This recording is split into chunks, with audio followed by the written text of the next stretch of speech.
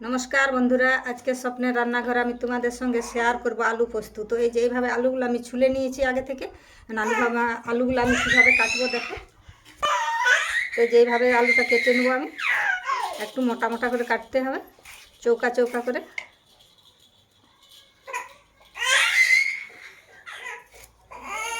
এই যে এইভাবে কাটতে হবে, এই একটু মোটা। আলু ভাজার থেকে একটু মোটা করে কাটবো আমি। আলু ভাজা যেভাবে কাটতে হয় তার থেকে একটু মোটা করে কাটতে হবে। এইভাবে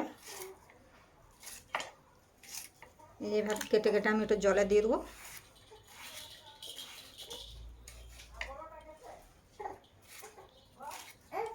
এই যে এইভাবে কেটে নিচ্ছি আলুটা। সব আলুগুলো আমি ওইভাবেই কেটে নেবো। দেখতেই পাচ্ছি বন্ধুরা, আলুটা যে আমি এইভাবে কেটে জলে দিয়েছিলাম, কারণ অনেক আলুটা কেটে জলে দিয়ে দিলে আলুটার যে একটা ক্ষীর বেরোয় সেটা বেরিয়ে গেছে। এখন আমি আলুটা ছেঁকে নেবো।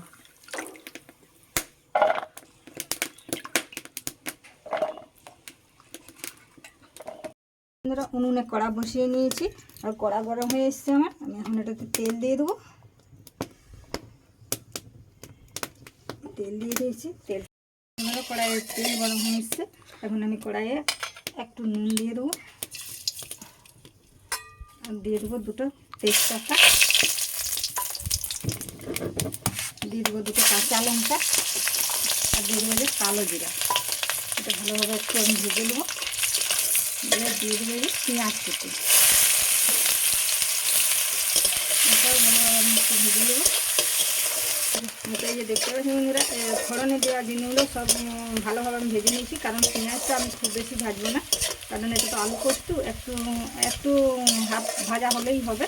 আর এখন আমি দিয়ে দেবো এই যে আদা রসুন বাটা, একটু আদা রসুন বেটে নিয়েছি, সেটাও একটু আমি ভালোভাবে ভেজে নেবো। এই যে দেখতে পাচ্ছি বন্ধুরা, আদা রসুন বাটাটা আমার ভেজে নিলে খুব সুন্দর একটা গন্ধ বেরোচ্ছে। এখন আমি দিয়ে দেবো কেটে রাখা আলুগুলো। কেটে রাখা আলুগুলো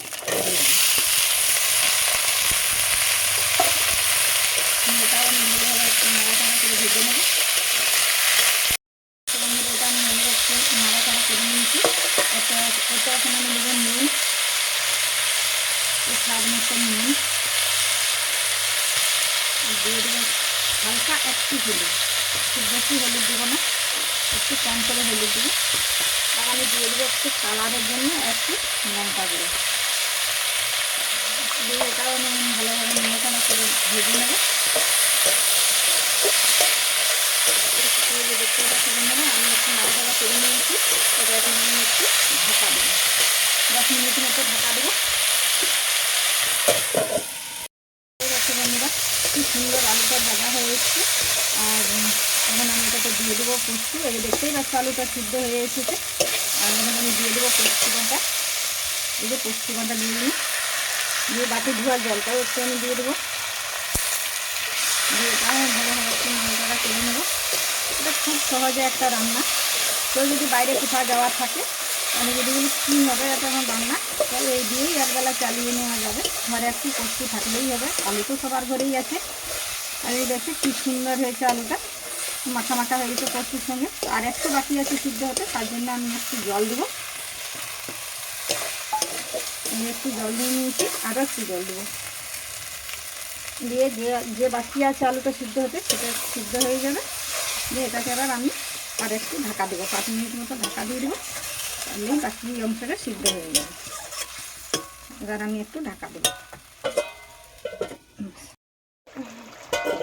তো এই যে দেখতে পাচ্ছি বন্ধুরা, এই যে পোস্তটা খুব সুন্দর হয়েছে। এখন আমি এটা নামিয়ে নেবো। তো নামিয়ে দেওয়ার আগে আমি একটু চিনি দিয়ে দেবো, একটু মিষ্টি মিষ্টি লাগবে, তো চিনি দিয়ে দিলে এটা আমি এবার নামিয়ে দেবো। তো এই যে দেখতেই পাচ্ছে বন্ধুরা, আলু পোস্ত আমি কিভাবে তৈরি করলাম। কিন্তু এটা খুব সহজ পদ্ধতি। যাদের ঘরের বাচ্চারা স্কুল যায়, যাদের ঘরের দাদারা অফিসে যায়, তাদের জন্য এটা খুব সহজ একটা তরকারি। সঙ্গে সঙ্গে এটা বানিয়ে দিয়ে খেয়ে নিয়ে আরও তাড়াতাড়ি অফিসে যেতে পারবে, স্কুলে যেতে পারবে। তো এই যে আমি এইভাবে বানিয়েছি। তো তোমাদের যদি আমার এই আলু পোস্তটা ভালো লেগে থাকে, একটা লাইক একটা সাবস্ক্রাইব করবে।